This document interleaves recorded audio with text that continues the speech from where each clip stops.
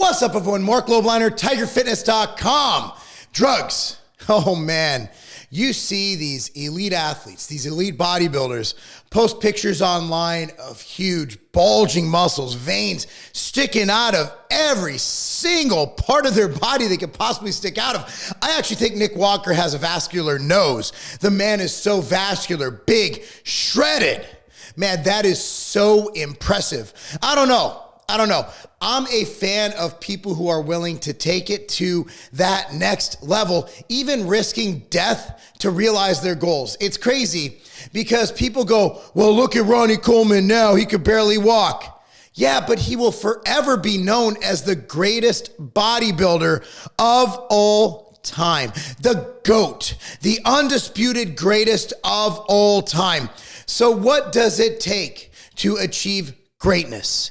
CEOs with all their stress levels through the roof, dealing with, hell, we had a bank crash last week. Think about it. Greatness requires sacrifice, sometimes sacrificing your own life to preserve our life, liberty, and justice in America. We literally have people going and fighting for our freedom, sacrificing their lives. Now that's for a bigger cause, but hear me out. It's for greatness. Greatness of preserving your country, your way of life, what you believe in, your ideals. Now put yourself as an aspiring bodybuilder. Put yourself as a Samson Dauda, of a Nick Walker, of a Andrew Jacked. These guys are within inches of greatness. And taking that extra step, that extra risk, might be the difference between them being immortalized as a Mr. Olympia versus just being another bodybuilder. Now, there's something to be said for sacrifice. You look at the NFL. We say we care about these athletes. Oh, we care about these athletes. We need to prevent concussions. There's a whole movie with Will Smith about it. Concussion. Literally a whole movie. Yet what have we done? Right? Still using the helmets. We taught them how to hit a little better. We're calling more penalties. At the end of the day, we still have two really large males running headfirst into each other in what is a collision and not a contact sport. Hear me out. A contact sport is soccer, basketball, sports where you make contact. You make physical, potentially violent bodily contact, right? If you ever seen a soccer game, ever seen a basketball game, they are not non-contact sports. However, football is a collision sport. We have folks running head first into each other. Other professional athletes, man, their bodies hurt for life. You think for 1 second that a major league pitcher doesn't wake up even one morning the rest of their life after their pitching career is over without a sore elbow or a sore shoulder? And do you think these guys are actually natural? At the end of the day, you're playing with a lot of money, and even beyond money, you're dealing with a legacy. Now, you might be asking why I don't do that, even though a lot of you think I'm on a ton of drugs, which, by the way, is flattering as hell. At the end of the day, I just have very little to gain. I'm not good enough to be Mr. Olympia. If I was, yeah, I'd probably take that step because that's how I provide for my family. Check it out. Let me go on a whole tangent here. Twice in my life, I was taken to the hospital due to exhaustion. This wasn't from lifting. This before I started competing in bodybuilding. It was when I was completely natural. I was a natural athlete. I was 19 years old for one of them because I worked so hard at my career.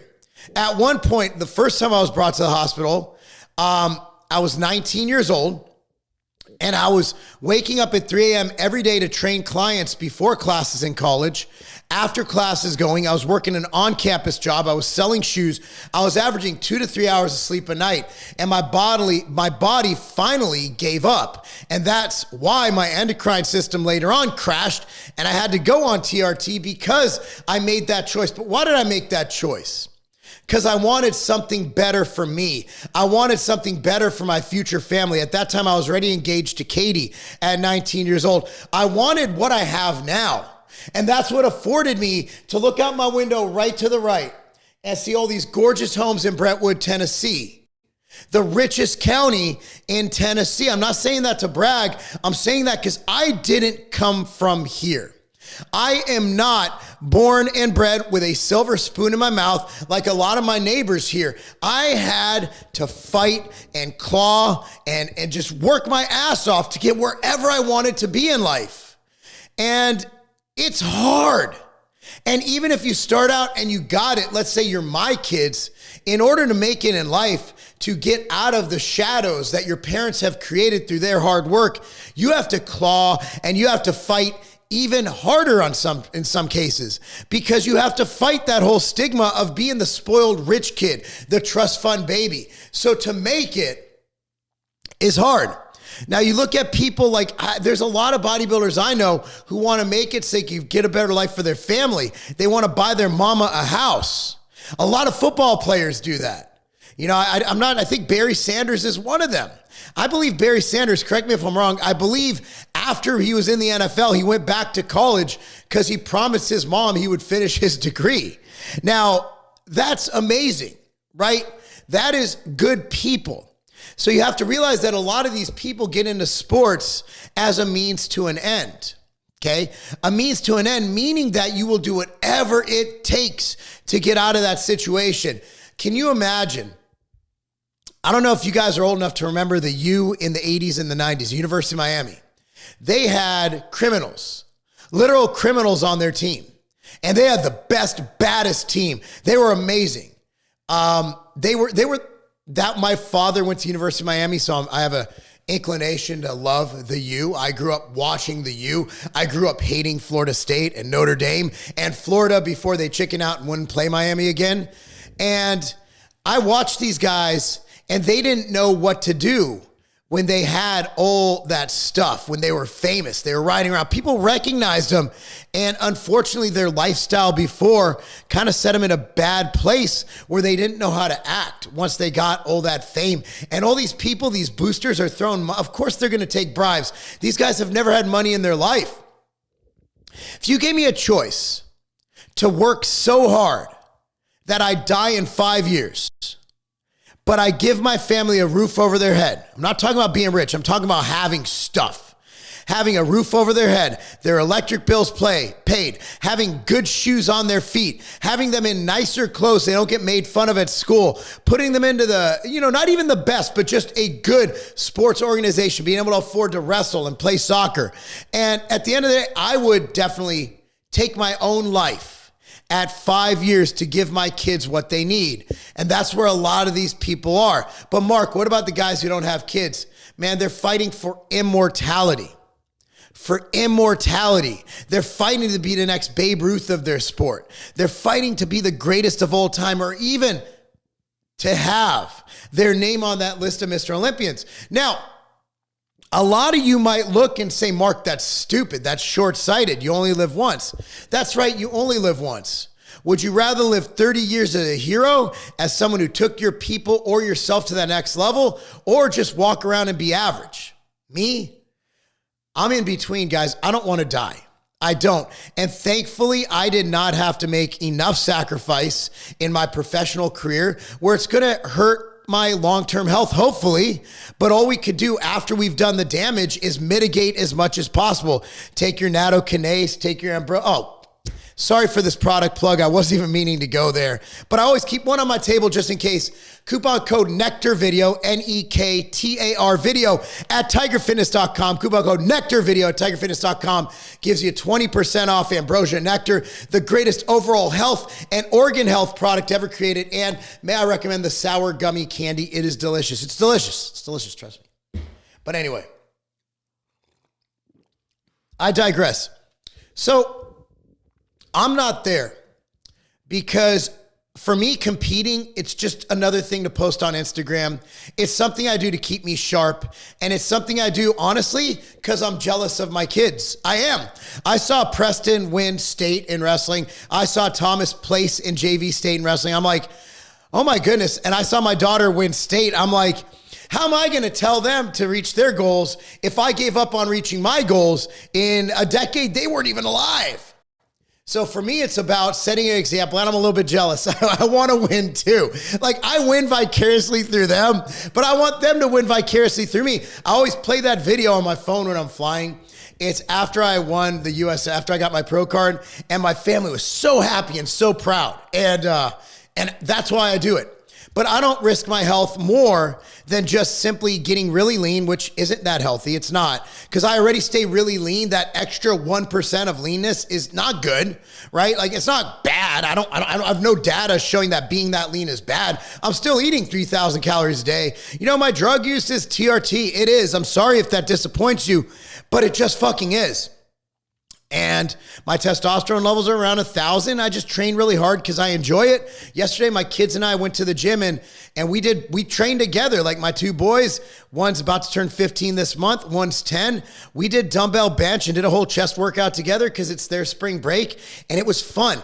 For me, training is fun. I'm also very active because I coach at Legacy at Carbon. That's legacyatcarbon.com. That's our youth performance facility in Franklin, Tennessee. But if I was a pro bodybuilder, right, and that was my only job, if my paying my bills, or a large part of paying my bills, in addition to, let's say, a regular job, if I wasn't managing businesses and doing pretty well for myself, I would take all the drugs. I would take all the drugs because that's what you have to do. Well, you don't have to, but it helps tremendously. There's a lot of pro bodybuilders who take way less than you'd ever imagine. A lot of the best bodybuilders, it's not drug related, it's genetics and work related. But drugs are a part. I would take everything. I would take insulin, I would take HGH, I would take Tren, I would take all this stuff in as much as I can without dying right there on the spot, because you have to think short term to make it. Am I recommending you do it? Absolutely not. Why? Because you're not Ronnie Coleman.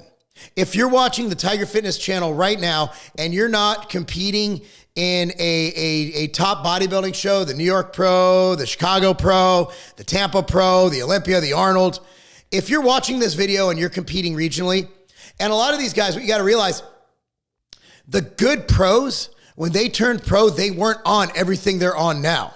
Like, they turned pro on a minimalist cycle, okay? Because their genetics and their training and their diet took them to that level. It's once you get to that pro level, some, not all, I'm not going to say everyone. No, not everyone. Some kick it into fifth gear. Right now, they're cruising in second gear, and their second gear is like you going in that little thing that Captain America did and coming out, because their genetics and their affinity to absorb androgens is so much better than yours that it's better than mine. Like, people go, oh my God, so well beyond TRT. Guys, I'm like 206 pounds. I'm not that big. When I walk around, people go, well, he is. If I'm wearing a tight shirt, people are like, wow, you're jacked, bro. If I'm wearing a hoodie, people don't fucking know. I'm small. If Hunter Labrada's wearing a hoodie, he's noticed because he's much larger than me. There's a reason I'm in the 212s. I'm not very big. Not very big. So at the end of the day, I respect the hell out of people who are willing to sacrifice their life for a goal. Now, I'm not telling you to do it. Shit, I think that's a horrible fucking idea.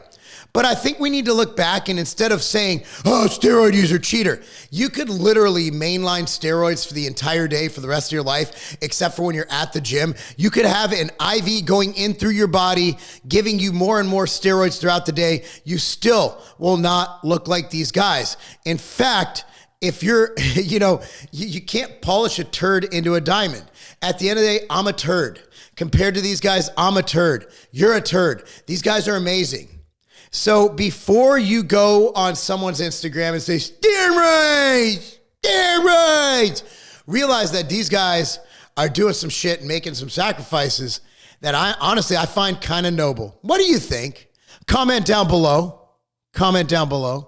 And once again, thanks for watching. Be sure to like this video, subscribe to the channel, click the notification bell, and share this with your friends. Ambrosia Nectar, coupon code Nectar videos, 20% off. And thanks so much for watching, guys. I'm Marc Lobliner. That's not a game.